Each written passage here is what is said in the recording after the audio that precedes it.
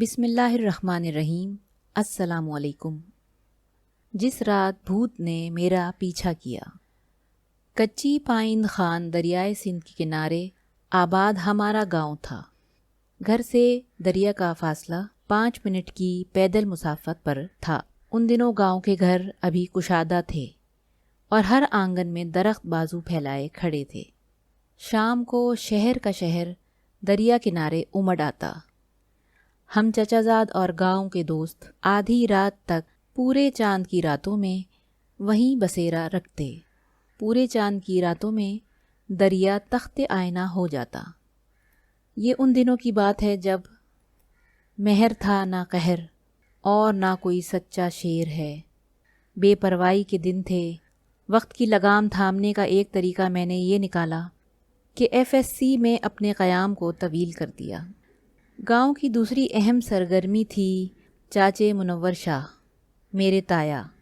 2 کنال کے صحن میں گلاب اور رابیل موتیے کی خوبصورت جھاڑیاں قطار اندر قطار ہاتھ باندھے کھڑی تھیں۔ گرمیوں کی راتوں میں جب رابیل کی جھاڑیاں پھولوں سے بھر جاتیں تو ایسی خوشبو بکھیرتیں جیسے چاند سے چاندنی نہیں، قطرہ قطرہ مہک ٹپک رہی ہو۔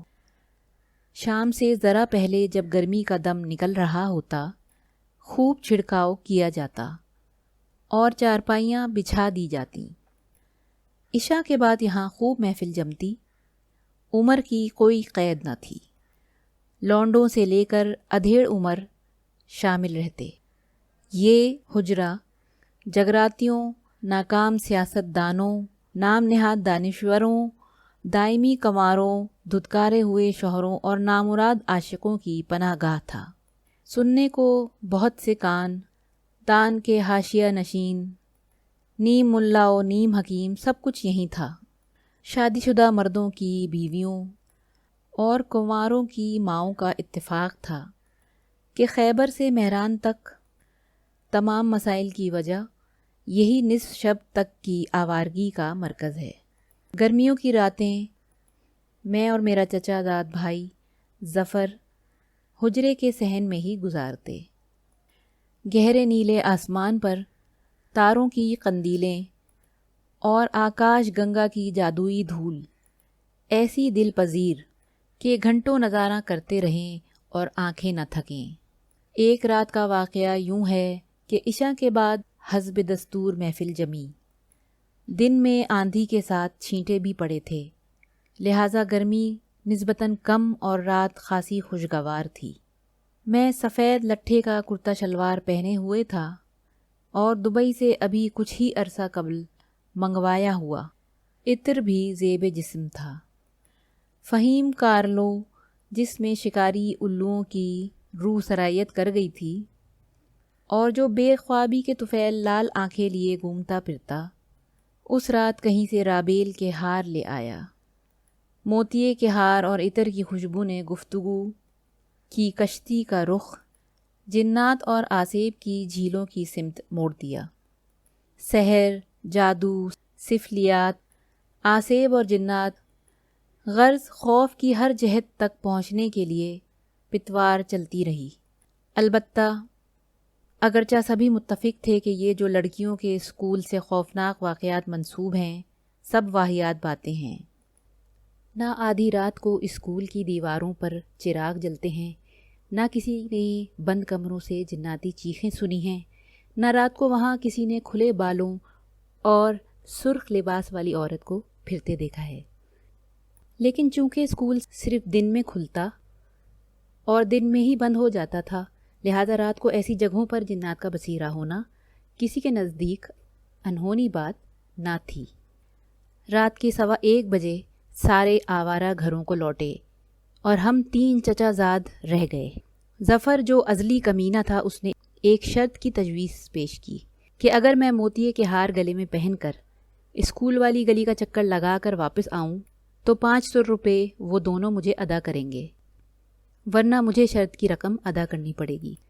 میری غیرت کو جگاتے جگاتے اور شرط کے ضابطے طے کرتے کرتے 1.25 گھنٹہ مزید گزر گیا اور رات کے 2 بج گئے۔ 2 بجے رات میں میں حجرے کے دروازے سے نکلا، سفید احلق کرتا، دان تد دنیا کا عطر، گلے میں رابیل کے ہار، غرض جنات و بلیات کے استقبال کا سارا مسالہ دستیاب تھا۔ حجرے کو 2 گلیاں لگتی تھیں۔ مجھے بائیں گلی سے نکل کر مذکورہ آسیبی اسکول سے ہوتے ہوئے دائیں گلی سے ایک دائرہ مکمل کرتے ہوئے واپس آنا تھا۔ رات کے 2 بجے کا وقت بنا، بنا چاند کی اماوسی بیوہ رات، اس پر بادلوں کا گھیرا، گھپ اندھیرا، دل میں شمشان گھاٹ کی چڑیلوں، کالی شکتیوں اور جنات کی ساری لرزہ خیز داستانیں تازہ ہو گئیں۔ گاؤں کی گلیوں میں بلب جلانے کی فضول خرچی بھلا کون کرتا تھا؟ ایسی تاریکی تھی کہ پاتال کی ڈائنوں کے دل کوئلہ ہو جائیں۔ دل میں آیت الکرسی کا ورد کرتا ہوا میں اسکول والے موڑ پر پہنچا۔ اسکول کے آہنی دروازے سے چند قدم پہلے ہی کسی نے میرے پیچھے پیچھے چلنا شروع کر دیا۔ میں نے وہم سمجھ کر جھٹکنا چاہا، مگر آواز ایسی واضح تھی کہ ذرا برابر شک کی گنجائش نہ تھی۔ کوئی میرے پیچھے تھا، صرف 5 قدم کی دوری پر۔ مزید تصدیق کی خاطر میں چلتے چلتے اچانک رک گیا۔ پیچھے سے آنے والے نادیدہ قدم بھی رک گئے۔ دوبارہ چلنا شروع کیا تو پھر وہی تعاقب۔ زیادہ ہولناک بات یہ تھی کہ قدموں کی چاپ بالکل میرے چلنے کے ردھم سے ہم آہنگ تھی، اتنی کہ یہ کام کسی آسیبی مخلوق کے سوا کوئی کر ہی نہیں سکتا تھا۔ سب کو پتہ ہے کہ جنات پیچھے مڑ کر دیکھنے والے کا کیا حشر کرتے ہیں، اس لیے پیچھے مڑ کر دیکھنے کا سوال نہ تھا۔ خوف کی سرد لہر نے ریڑھ کی ہڈی کو منجمد کر دیا۔ کمر لکڑی کے تختے کی مانند سخت ہو گئی تھی۔ خشک پتے کی مانند کھڑکھڑاتا ہوا اسکول کے آگے سے گزرا۔ لمحے صدیوں پر کیسے محیط ہوتے ہیں یہ میں نے اس رات جانا۔ 50 قدموں کے بعد گلی مڑتی تھی۔ مڑتے ہی حواس قدرے بحال ہوئے، کیونکہ یہاں ماسٹر ایوب صاحب کے گھر پر ایک مدقوق بلب ٹمٹما رہا تھا۔ میرا تعاقب بدستور جاری تھا، مگر اس پیلی بیمار روشنی نے قدرے تسلی بخشی۔ ماسٹر ایوب کے گھر کے بالکل سامنے نیچی چھت والا ایک کچا مکان تھا۔ میری نگاہ اس کمرے کی چھت پر پڑی تو کیا دیکھتا ہوں کہ چھت کے کنارے قدرے چھوٹی قامت کا انسانی ڈھانچہ ہاتھ میں عصا پکڑے گلی کی طرف جھک کے کھڑا ہے۔ ڈھانچے کے زیریں جسم پر ایک دھجی لپٹی ہوئی تھی۔ دہشت کے مارے دل اچھل کر گلے میں آن اٹکا۔ قریب تھا کہ میں منہ کھولتا تو دل باہر آن پڑتا۔ میں سرپٹ بھاگا۔ پیچھے چلنے والی مخلوق نے بھی بھاگنا شروع کر دیا۔ گلی میں لگے کھمبے کی ایک باہر نکلی ہوئی پتری میرے کرتے کے چاک میں الجھی اور چرر کی آواز کے ساتھ کرتا تار تار کر گئی۔ فاصلہ کچھ زیادہ نہ تھا، سامنے ہی حجرے کا دروازہ تھا۔ دونوں چچا زاد باہر ہی کھڑے تھے۔ میں انہیں پھلانگتا ہوا اندر گھسا اور چارپائی پر جا گرا۔ تھوڑی دیر میں اوسان بحال ہوئے تو پوری رام لیلا کہہ سنائی۔ وہ دونوں اس پورے دورانیے میں لوٹ پوٹ ہوتے رہے۔ باتھ روم جانے کے لیے اٹھا اور جو ہی پہلا قدم اٹھایا پیچھے سے پھر وہی سرسراتی ہوئی چاپ۔ اب جو مڑ کر دیکھا تو چپل میں ایک ڈور اٹکی ہوئی تھی، جس کے دوسرے سرے پر پلاسٹک کا ایک لفافہ بندھا تھا۔ پلاسٹک کے یہ لفافے ڈور سے باندھ کر گاؤں کے بچے پتنگ کے نعم البدل کے طور پر اڑاتے تھے۔